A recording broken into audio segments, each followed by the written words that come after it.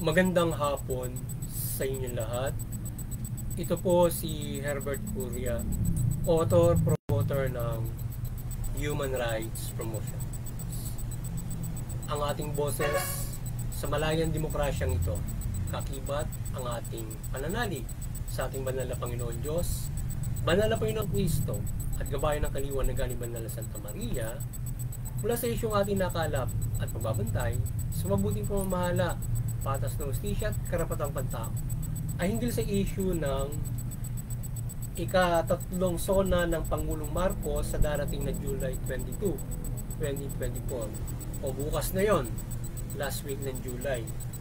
So ang ating Pangulong Marcos ay muling mag-uulat sa sambayan ng Pilipino ng kanyang mga ginawa at gagawin pa sa kanyang pamamahala. Ito yung ating tinunghayan topic ngayon, yung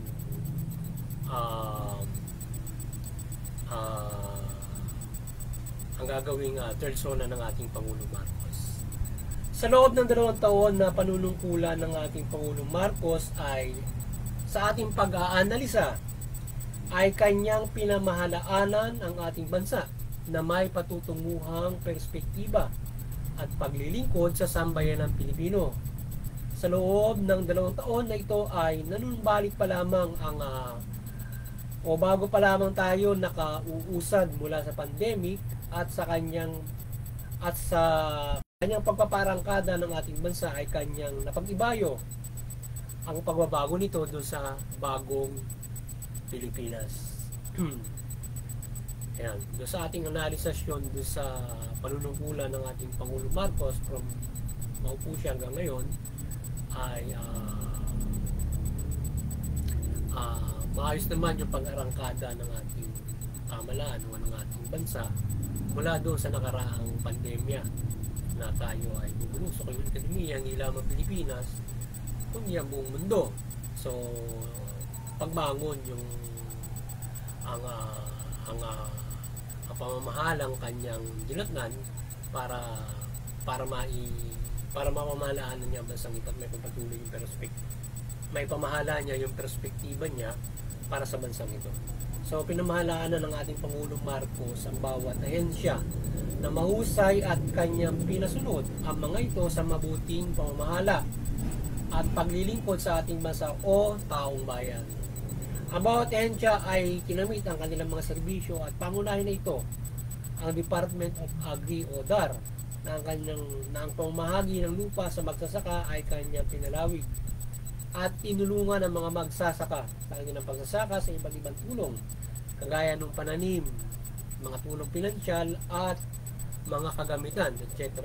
So yun, so sa pinamahalaanan ng ating Pangulong Marcos ang pamahalaan mula doon sa kanyang ehensya at syempre iba't ibang opisina. So pinamahalaanan niya ng maayos doon sa pagbangon mula doon sa pandemya at kanyang naging prime syempre na sa kanyang pamamahala ay yung food security. Kanyang pinangalagaan yung ating Department of Agriculture, saka akibat yung DAR kung saan ay kanyang pinag-ibayo yung pagtulong sa magsasaka at pamamahagi ng lupa doon sa mga walang lupang magsasaka para meron silang masaka na sarili nila. So maganda yung kanyang programa para diyan. Bagamat may mga ilang mga nangyayari na hinggil dyan sa usapin ng klonga na yan. But pinag-ibayo ng ating Pangulo na may pamahagi yung mga lupa na pamahalaan doon sa mga beneficiaryo. So sa DSUD naman ay ang pamahagi o pabahay program na ay pinalawig under the Pambansang Babae ng ating Pangulo. So marami yung nabenepisyon dito at mabebenepisyon pa dito sa 1 million target a year doon sa Bagong Pilipinas ng ating Pangulo sa kanyang Pambansang Babae. So maganda yung kanyang pinagtuunan niya yung pabahay din, food security, pabahay doon sa ating bansa. So maganda yung kanyang ginawang pamamahala na tiningnan niya yung seguridad sa pagkain at saka yung pabahay para yung malibo na Pilipino hindi magutom, meron tirahan. So yan yung kanyang pinupulungan all over the country para mabigyan ng pabahay lahat at pero makain. So ang pagbisita niya sa iba't ibang bansa para sa trabaho at investment ay kanyang nagbayo at maging sa lokal na trabaho at employment. So sa pagpapalawig ng ekonomiya, so ganun din yung naging diskarte niya, foreign investment para malaking makatulong sa pagpapalago ng ating ekonomiya at pagbigay ng mga trabaho sa atin para magkaroon tayo, ma-achieve natin yung full employment o magkaroon tayo ng maraming trabaho para sa lipunan ng Pilipino. So yung trabaho at babae at lupa ay napag-ibayo at pinag-iibayo pa ng ating Pangulo. Kakibat nito ang social services from DSWD na puspusan din ang programa nito sa pagtulong sa ating masa mula sa maralitang mga kababayan at mga nasalanta ng mga sakuna at iba't ibang hinaharap kagaya ng inflation. So yun yung ating DSWD. So yung pag-ibayo nga niya ng nabagit natin, trabaho, pabahay, lupa at saka yung social services na halimbawa kung nagkaroon ng mga sakuna at mula nga doon sa naging nasalanta pa ng pandemic ay kanyang natutulungan. So kabilat kanan yung tulong ng ating Pangulo ng DSWD. So yung subsidiya ng ating pamahalaan ay kabilat kanan na tulong para sa mga pangangailangan ng mga sektor at ating kababayan na hindi sapat ang kinikita. So ang 4Ps ay pinagpatuloy sa pagtulong at iba't ibang kawanggawa o serbisyo ng pamahalaan. So ang kadiwa ng Pangulo ay malaking tulong sa ating kababayan, nakapos ang kinikita at sa pagtaas ng bilihin ay makamay menos dito sa kadiwa store. So yun. So dun sa ating problema ng inflation at iba't ibang kabilat kanan yung tulong na ginawa ng ating pamahalaan from DSWD, 4Ps at saka yung iba't ibang ginawa nung itong iba pa programa para makatulong doon sa ating mga kababayan na maayudahan yung kanilang pamumuhay ng yung hindi ba 5,000 na tayo yung congressman yung speaker yung speaker yung kanilang programa para makatulong with DSWD. Yung sinasabing yung stamp program ng DSWD. Yun, ng kanilang yung purpose ay pinagpatuloy sa pagtulong at iba't ibang kawanggawa o serbisyo ng pamahalaan. So nagpapatuloy at iba't ibang mga serbisyo. So doon naman sa peace and order ay ang ating kayusan naman ay naging mahusay sa human rights based approach ito from anti-drug campaign at hindi naging marasing sa pressing drug criminals at iba't iba pang mga kriminalidad sa Pilipinas. So dun sa anti-criminality o sa peace and order ng ating Pangulo Marcos, pag-aanalisa natin medyo naging hindi siya kagaya nung nakaraan na medyo brutal, medyo masyadong mataas yung suppression sa drug war. So ngayon human rights based approach, so may pagka-holistic niya daw ngayon. Kaya lang mayroong mga iba pa rin na naiitala na mga abuses from the anti-criminality o peace and order ng ating bansa from the anti-drug campaign na even though may human rights based approach, mayroong pa rin napatala ng mga abuses from that. So doon naman sa pinag-iibayo din ito yung pagharap sa insurgency upang magbalik loob ang umahawak ng armas laban sa pamahalaan. So pinag-ibayo nila yung NTF at saka yung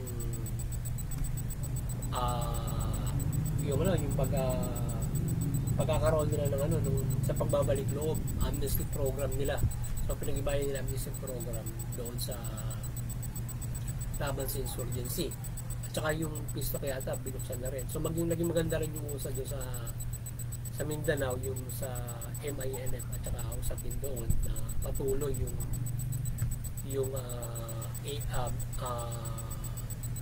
yung Bangsamoro Autonomous Region. So naging maganda yung kanilang pangharap at saka doon sa lahat ng mga rebelde ron, MILF tsaka MNLF.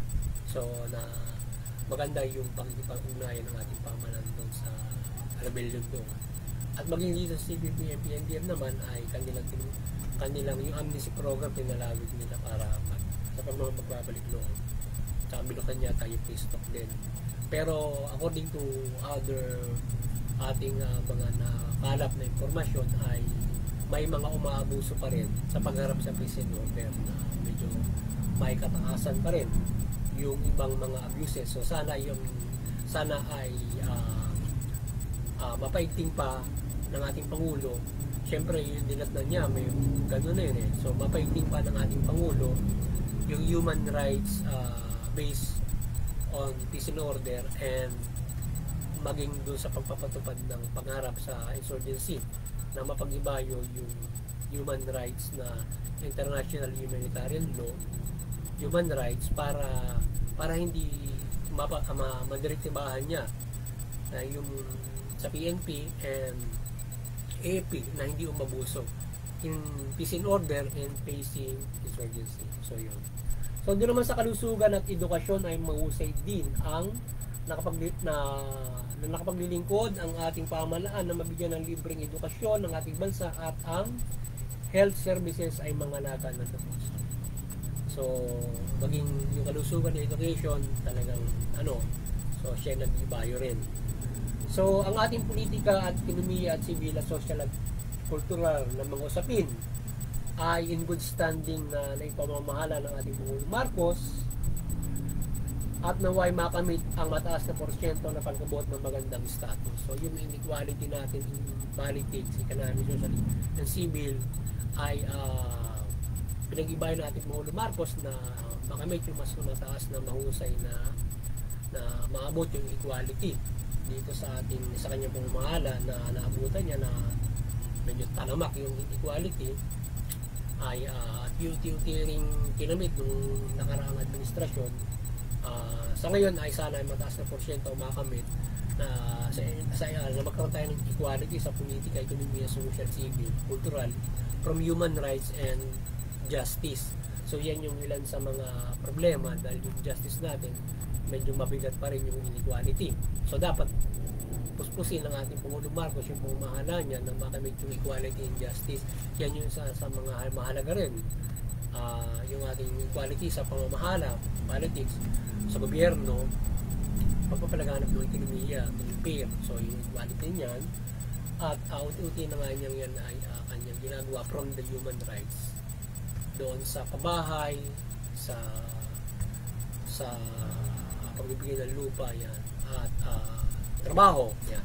So sana ay unti-unti na makamit yung equality at totally magkaroon ng equality sa ating bansa from human rights yan na ito ay mapatupad at maging standard yung pamumuhay.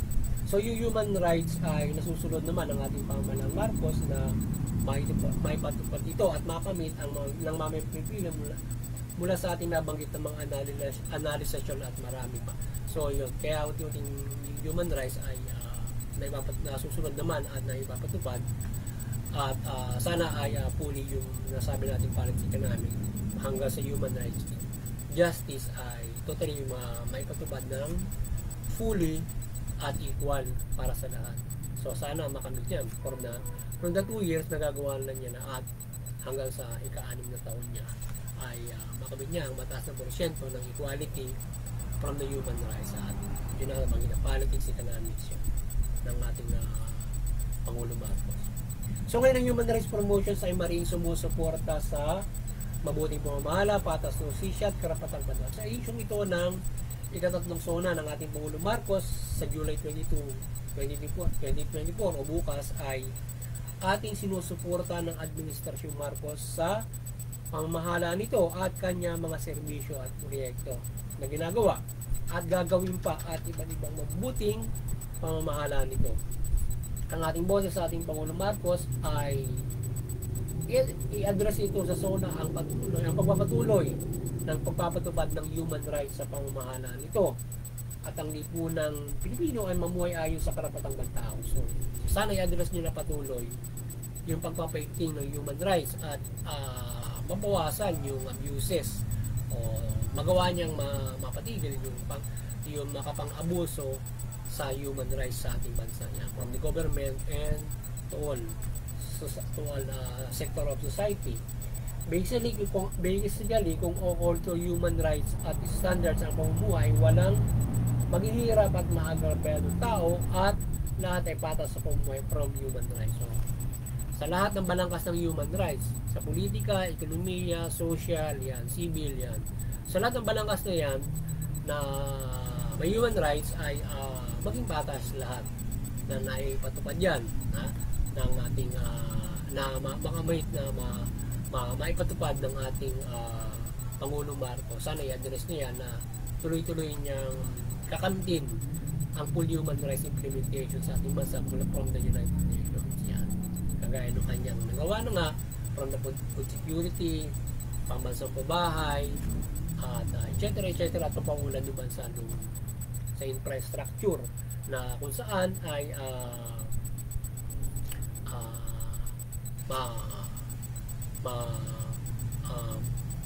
mataas yung development na kanyang ginawa at sinusugan niya yung mga nakaraang mga proyekto na pamamahala para sa kaunlaran ng ating bansa, kagaya ng yung iba't ibang mga infrastructure projects na kanyang pinapatupad, lalo na pagpapaunlad ng lokal na pamahalaan.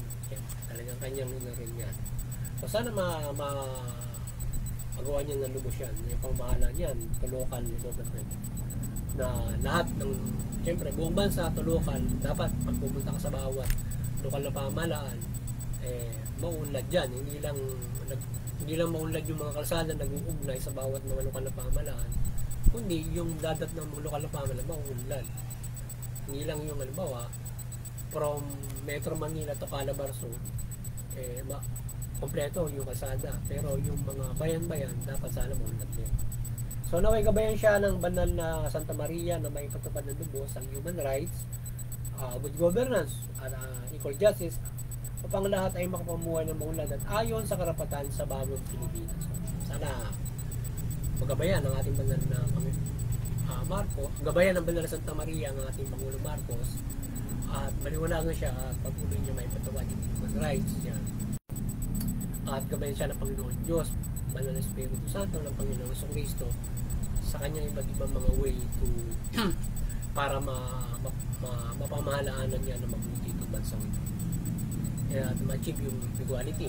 So ang ating politika at ekonomiya at social, civil at cultural na mga issue at usapin ay mapamahalan niya ng patas sa lahat mula sa human rights. Sa gayon, ang pangulag at kapayapaan ay mapag-ibayo sa ating bansa at maabot natin ang mataas na antas ng pamumuhay. So yung patas ng justisya at ay kanya pag-ibayuhin upang ang bansang ito ay mamuhay ng walang umaabuso at naapi kung patas yung katarungan. So yan, sana ay makapagpairal siya ng fair justice sa bansang ito. Isa sa mga inequal sa bansang ito na yung justice. So marami yung naagrabyado at yung fulcrum of our society palagi siyempre nangibabaw yung mayaman sa mahirap, napapaboran yung iba kaysa doon sa iba. So marami ang nabibiktima ng inequality of justice, kagaya ng EGK, mga trump up charges, yan, mga ganun, at yung mga may nasisira nila ang mga buhay. Kaya yun, dapat magkaroon ng equality of justice in our society, from the government and to the civil society. Yung mayaman, hindi siya damang sa mahirap, so fair for everyone. Pero syempre hindi pa rin nawawala from that status, yung equality of justice, parang mayaman at mahirap, hindi patas, di ba? So kaya dapat sana yung equality of justice, kahit may mayaman at mahirap, patas na naipapatupad ito. Kung gumawa ng masama yung mayaman, mapaparusahan sila. Yung mahirap, kung gumawa ng masama, mapaparusahan sila. So fair lang na kung sinong gumawa ng masama, walang sisinuhin, mayaman or mahirap, may influence or not. Diba? So, walang papaboran dapat. So, yun at muli maliwanagan ni Banda Santa Maria ang bansa mula pamahalaan nga at lipunan Pilipino. Yung pamahalaan, mamahalan ng mabuti, matuwid at tugunin yung karapatang ng tao at patas na justisya at hindi sila umabuso. Yung mga Pilipino naman, sumunod sa pamahalaan, suportahan yung mabuting pamamahala, karapatang ng tao, patas na justisya. Sa ngayon tayo ay magkakaroon ng kaunlaran, mahusay na kaunlaran at kapayapaan. Ngayon ay tayo ay lalong higit na makapananampalataya sa ating banal na Panginoon Diyos kung tayo may mahusay na pamumuhay. Hindi mula sa pamahalaan na kung itinamamahalan ng mabuti, yung mamamayan ay kung sumusunod sa pamahalaan, mula dyan ay makakamit natin na diyan ay tayo ay may pag-asa sa ating spiritual na salvation at patuloy na lubos na paggawa ng mabuti from abidance of the Bible. Yan. Ay makapamumuhay tayo ng mabuti, ma-abide natin yan kung magandang pamumuhay natin from that point na tayo ay may mahusay na kapayapaan. Kung magulo, syempre napakahirap mong magawa yun para dahil magulo yung buhay, lalo kung naghihirap, diba? But tayo may ginabayan ng Bible, kahit naghihirap ka, para ikaw ay magpanampalataya sa Panginoon. So yun, magandang hapon sa inyo lahat. Sana nakapagsabuhay naman ang Human Rights Promotion sa linggong ito, hinggil sa ating hinggil sa karapatang tao at mapumahala mula dito sa ating tinunghayang issue na ikatatlong sona ng ating Pangulong Marcos sa darating bukas, July 22. Magandang hapon sa inyo lahat at ang biyaya ng Panginoon Diyos at proteksyon ay sa ating lahat. Magandang hapon po.